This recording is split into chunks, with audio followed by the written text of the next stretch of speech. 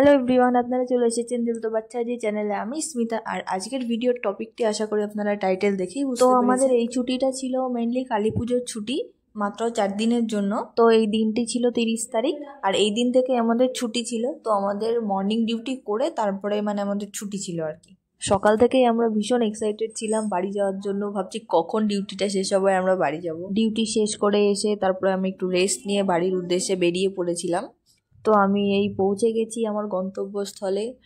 ছুটিতে বাড়ি যাওয়ার আনন্দটা একমাত্র আমার মতো যারা হোস্টেলার বা আমার মতো যারা বাড়ির বাইরে থাকো তারাই বুঝতে পারে। আর এই দিন ছিল ভূত চতুর্দশী। আমি আর আমার দিদি মিলে প্রদীপ ধরিয়ে বাড়ির চারিদিকে রাখলাম। নেক্সট ডে কালী পুজো ছিল, তো আমরা সবাই মিলে মন্দিরে এসেছিলাম মায়ের পুজো দেওয়ার জন্য। সকাল সকাল অনেক দিন বাদে আবার এখানে এসেছিলাম, তো খুব ভালো লাগছিল। তো রাতের বেলা বাড়ির চারিদিকে আমরা মোমবাতি ধরালাম। এইবার আমরা কোনো বাজি ফাটাইনি, শুধু মোমবাতি ধরিয়েছিলাম বাড়ির চারদিকে। তারপর আমরা একটু বেরিয়েছিলাম ঠাকুর দেখার জন্য। অনেক দিন পর আমরা সবাই মিলে বেরোলাম ঠাকুর দেখতে। এখন তো হোস্টেল লাইফে আসার পর থেকে এরকম টাইম খুব কমই পাওয়া যায় যে সবাই একসাথে এরকম ঘুরতে যাচ্ছি, মজা করছি। তো আমাদের এখানে প্রত্যেক বছর কালী পুজোর সময় এই জায়গাটায় খুব বড় করে মেলা হয়, তো আমরা সেখানেই গিয়েছিলাম। প্রথমে গিয়েই আমরা মায়ের দর্শন করলাম, তারপরে আমরা মেলায় ঢুকেছিলাম। তো এখানে মাকে এত সুন্দর করেছিল, আমরা তো গিয়ে ওখানে ঠায় দাঁড়িয়েছিলাম, খুব সুন্দর লাগছিল দেখতে। তারপর একটু ফটো তুললাম, তুলে তারপরে সেখান থেকে বেরিয়ে মেলায় এলাম। ছোটবেলায় এই রাইডসগুলো কত চড়তাম, তো দেখলেও আমার আফসোস হয় এখন যে এখন আর চড়তে পারি না, খুব খারাপ লাগে। তো যাই হোক, আমারও চড়ার মতন রাইডস আছে, যেমন নাগরদোলনা। তো গিয়েই আমি বায়না শুরু করলাম যে নাগরদোলনায় উঠবো। তো আমি আর আমার ভাই মিলে নাগরদোলনায় উঠে পড়লাম। আগে আমার খুব ভয় লাগতো নাগরদোলনা চড়তে, কিন্তু এখন আমার এত মজা লাগে, এত মজা লাগে কি বলবো। গেলেই আমি আগে বায়না করি নাগরদোলনায় উঠবো। আর নাগরদোলনায় ওঠার পর এখান থেকে যা ভিউ ছিল পুরো, খুব ভালো লাগছিল দেখতে। তারপর এখান থেকে আমরা খাওয়া দাওয়া করে বাড়ি চলে যাই। তো নেক্সট ডে আবার আমরা ঠাকুর দেখতে বেরিয়েছিলাম। তো এই দিন বাবা মার সঙ্গে বেরিয়েছিলাম, আবার সেম জায়গাতেই এসেছিলাম। এই দিন আবার তারপর মোমো খেয়ে আইসক্রিম খেয়ে বাড়ি চলে যাই আমরা।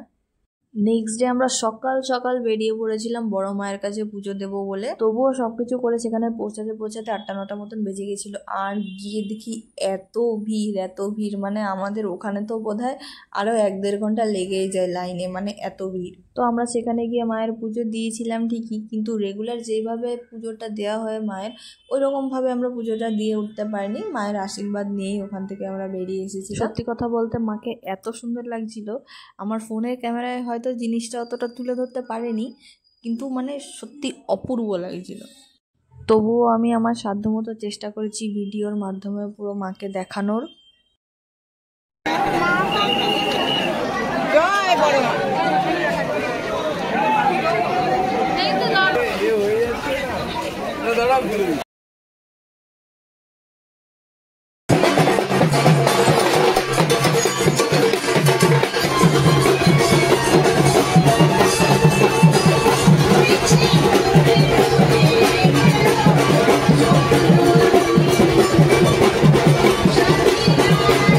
বড় মার পুজো দিয়ে তারপর আমরা সেখান থেকে বেরিয়ে এলাম, একটু গঙ্গায় গেলাম, একটু গঙ্গা জল নেওয়ার জন্য।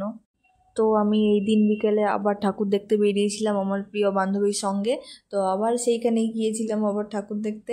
তো ওইখানে গিয়ে আমরা কিছু রাইডসে উঠলাম, তারপর কিছু খাওয়া দাওয়া করে ফের বাড়ি চলে এলাম।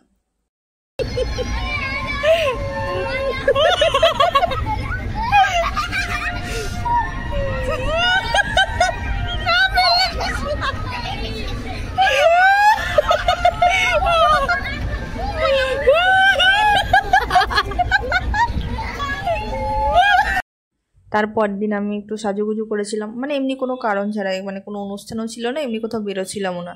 আসলে আমি বাড়ি এলেই একটু সাজুগুজু করি, কারণ আমার একটু ভালো লাগে সাজুগুজু করতে, ওই কারণে। তো এই দিন একটু বেশি দেরি হয়ে গেছিলো, তার কারণ আমি কেক বানাচ্ছিলাম, সেটা বানাতে গিয়ে আমার একটু দেরি হয়ে যায়, তো এই কারণে। অবশেষে হোস্টেল ফেরতের দিন চলে এলো। তো ফাইনালি এখন আমি হোস্টেলে ফিরছি। তো নেক্সট টাইম যখন আর বাড়ি আসবো তখন আর হোস্টেল ফিরে যেতে হবে না, কারণ তখন পুরোপুরিভাবে বাড়ি চলে আসবো।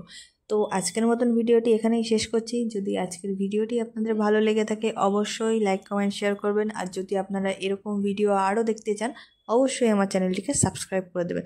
তো বন্ধুরা, দেখা হচ্ছে নেক্সট ভিডিওতে। আজকের মতন টাটা, বাই বাই। আর আমার জন্য একটু সমবেদনা